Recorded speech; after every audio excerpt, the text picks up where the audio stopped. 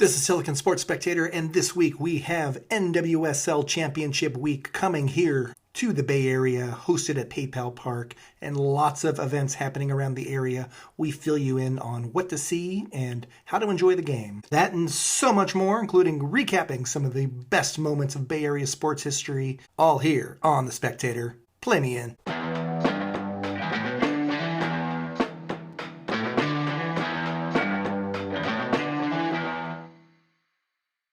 What is up, spectators? Always good to have you as a listener. Fun week showing up to a lot of different events. So happy to share some of those with you. The one that I just did yesterday was really cool. And maybe this is just me. I absolutely loved it. Total niche thing, but we had some exhibition sumo wrestling up in San Francisco. That's right, up at the Palace of Fine Arts. There's this event called Sumo and Sushi. You get to learn about the sport and the history. You get to enjoy some good thematic food.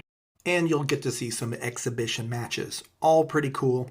It was hosted by Kanishiki, and he's one of the most famous sumotori in the history of the sport. Him and his production company do a really good job promoting the sport. Clearly a passion for them. Kanishiki actually has a really neat history too, is that he was the first non-Japanese native. That's why he was from Hawaii.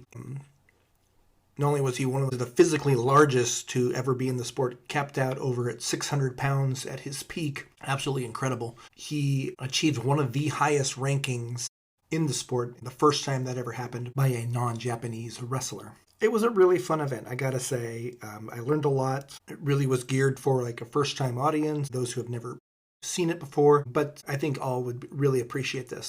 This particular event, Sumo and Sushi, is still going on. They're doing a series of it. Like I said, it was up at the Palace of Fine Arts in San Francisco. There's a couple different kind of ticket packages you can get with or without the meal, or how close you want to get to the action. It's a very small venue, so there really isn't a bad seat in the house. And if you get lucky, you can actually even get your name drawn and get to be one of the audience participants. You get to get in the ring with the wrestler of your choice and try your hand at sumo wrestling. There was maybe 5 or 6 people that got picked the night that I was there, and guy actually who got picked actually was a guy I randomly knew before in the past, and got to see him do it.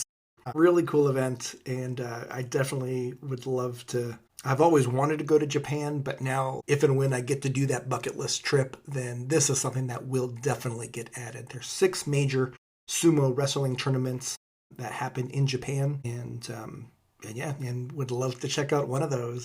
Fascinating sport, culture, and history there. Well, aside from that, the other big news around the Bay Area here is that right now it is championship week for the National Women's Soccer League.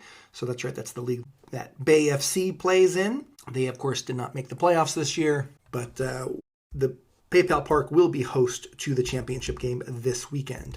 That match is going to take place on Saturday, and it's Gotham FC versus Washington Spirit. But aside from the main event game, you can also check out, tonight is the skills competition that they're doing. Not quite an all-star game, but again, just a way to showcase the sport. Both legends of the game as well as current players will be. This is going to be at San Jose State and their soccer field, and they're going to be showcasing off their skills for that. Saturday is a big fan fest down in downtown San Jose, kind of right by this is going to be at the lot at Creekside. It's just adjacent to the train station and SAP Center, so not too far. So right in downtown, check it out. They'll have live music, food, all that jazz. A good way to celebrate the sport. So if you're looking for something to do before the game, check that out.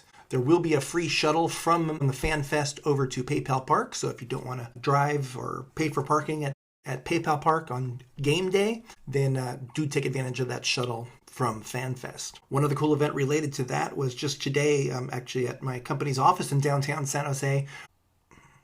My company is a league partner with NWSL, and related to that is we actually got to host U.S. Women's National Team legend, World Cup winner, champion in NWSL, and that's Kelly O'Hara, just retired last year.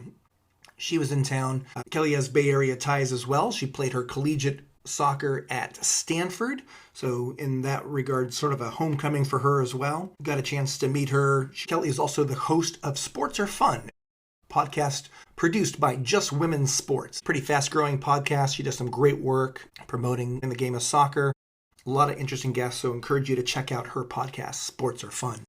If you're interested, you can even go onto my socials on Instagram. You can see a photo of the two of us together, and be sure to check out that championship game as well. But that's not the only soccer news happening around here. The Earthquakes and MLS, couple of big announcements there. The Earthquakes and all of MLS actually did their annual schedule drop for the coming year, the 2026 year. That was big news.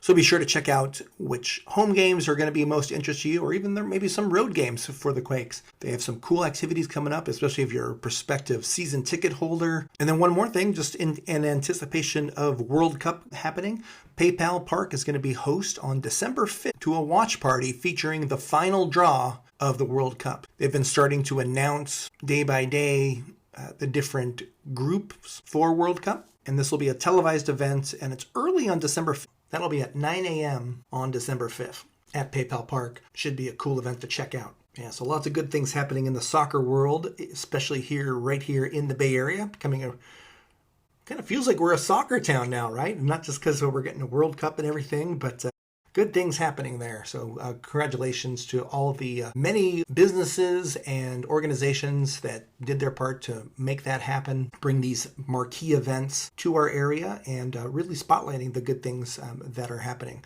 A lot of nice community events are also happening around that. Hey, got some baseball news here too. First off, big news in the Women's Professional Baseball League. That's right, this is a new league that just formed this year. And just yesterday, November 20th, we just had the inaugural draft for this league. And the San Francisco-based team, one of the 4 franchises that will be founding this league, we had the first overall pick this year in the draft. And with that pick, we selected Kelsey Wetmore. Kelsey's got a really cool story. You've probably even heard her name before. She's been on the Savannah Bananas. She's been on the Oakland Ballers. Yes.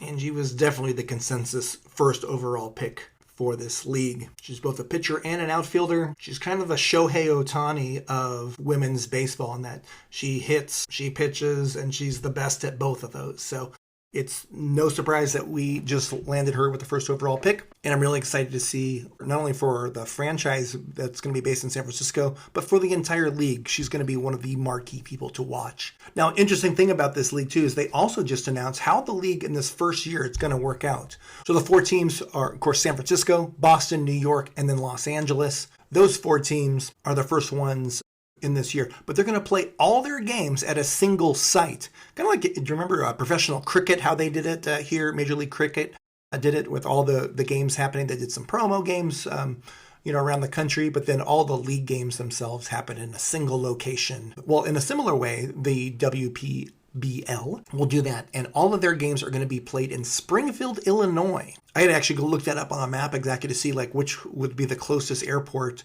It's not too far from Chicago, but the closest bigger airport actually is going to be St. Louis. So if you were to fly to St. Louis, it's maybe about a 2-hour drive, maybe not even that far into Springfield, but you'd be able to see a wide variety of games. And I think it's going to be worth checking out to see how this league goes. So we do have our San Francisco-based team. They don't have a name yet. A little bit of a risk of perhaps jinxing things or spoiling the surprise a little bit. I am in conversations right now with WPBL about possibly doing an interview on an upcoming show. So we'll see if that comes to fruition or not. At this point, I'd say go ahead and check out the team and the league's website. Sign up for their newsletter. Follow them on socials.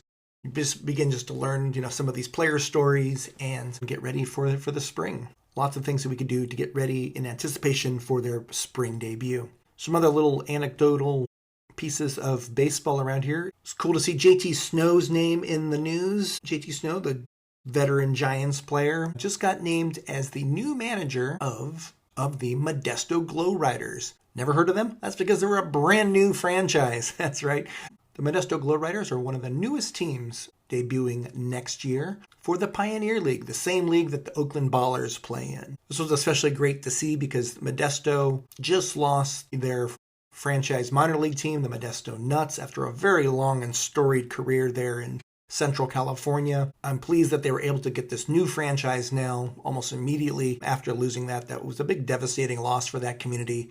And now Modesto have the Glow Riders come into town and a very recognizable and very capable manager in JT Snow. So if that interests you, and you can check them out when they come to visit Oakland. Or if you want to make the drive out of the Bay Area and go down to Modesto, you can see JT Snow on a regular basis there.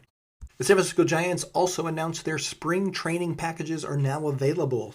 So you can buy tickets for their spring training games down in Scottsdale. It's a fantastic experience if you've never been. It's worth the trip. From the Bay Area, you can, of course, fly into Phoenix. Or if on Jet Suite X, you can fly direct into Scottsdale. That's not even a promo, but just if you haven't flown Jet Suite X before, or JSX, they fly these semi-private jets. Seems like it would be really expensive, but it's actually about the same price as a Southwest ticket. And they fly directly out of usually smaller terminals, but like they'll fly out of the Oakland airport just in a different external terminal. And it's pretty cool because, just getting onto the plane, it's as if you were flying on a private jet. You don't have to go through security in the same way. You kind of park your car and walk right on, and it's a much preferred way to travel, let me tell you, and it's pretty neat. And the fact that they fly directly into the Scottsdale airport, that just makes things even easier. Saves you the 45-minute drive from Phoenix or whatever. So do consider that an option as well if you're considering.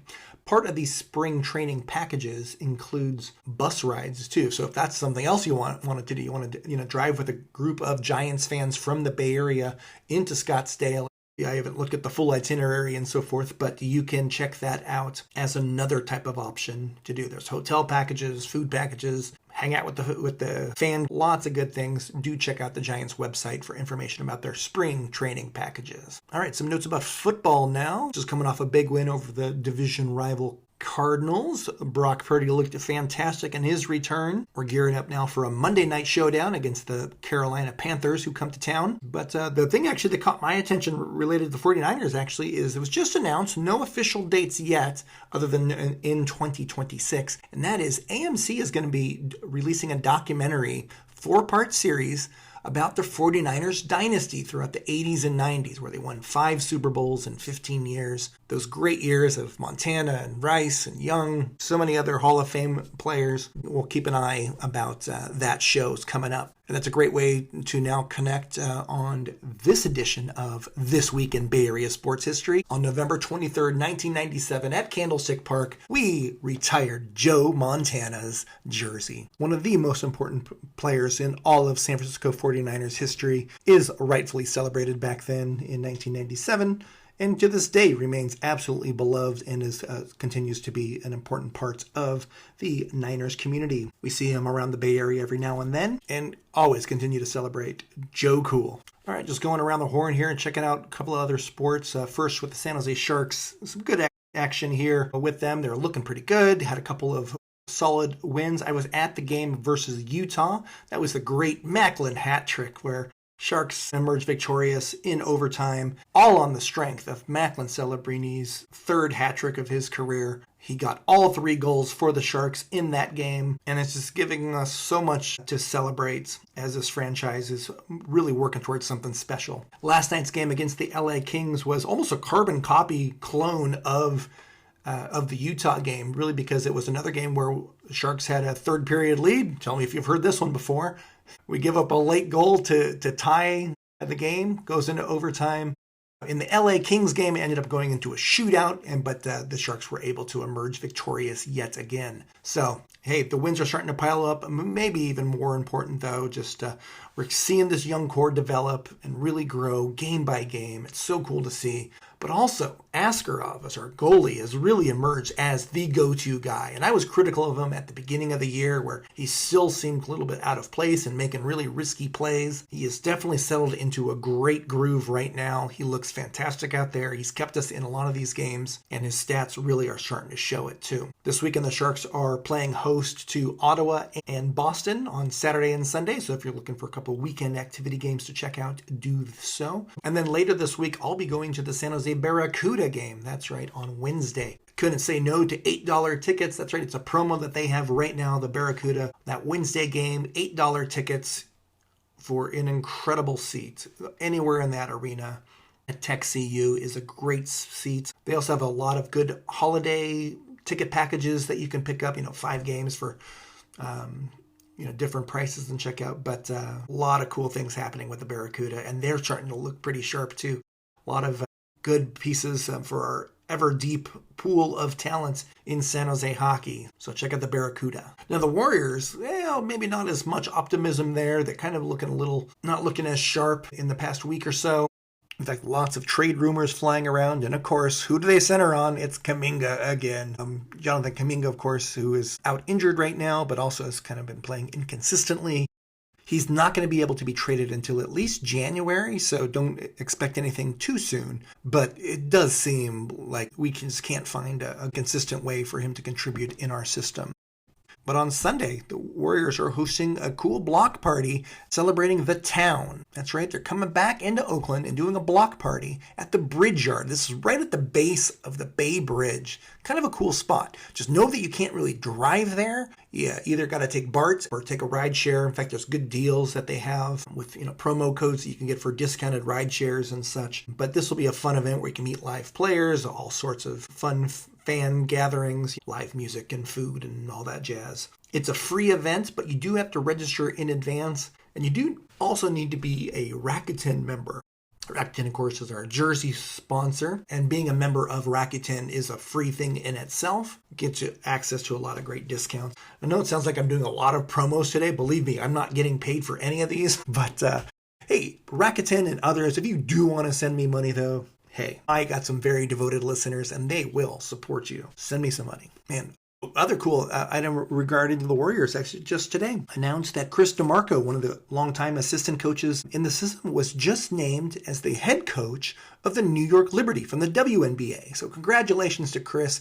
I was really happy to hear that news, and it definitely is something worth celebrating there. But next up for the Warriors, you can check them in action, especially 2 games in the NBA Cup Series coming up. Tonight we play the Trailblazers, then a non-cup game against the Jazz, and then another cup game against the Houston Rockets. The NBA Cup games are a little bit more expensive, but if you are really wanting to be there in person, do check out. The Warriors are doing a promotion, that food and beverage one. Again, it's back. It's the 2 tickets, 2 hot dogs, 2 fountain drinks, $145 per person, and that's for the game against the Rockets on November 26th. Good Thanksgiving gift. Need to entertain family members who are in town? That looks like a good option to check out. All right, I think that's all the news that I wanted to cover. I also wanted to add my condolences to the unexpected death of Coach John Beam. I admit I did not know much about John's history, but he is someone that is absolutely being celebrated here in the Bay Area, especially for his work with amateur sports at the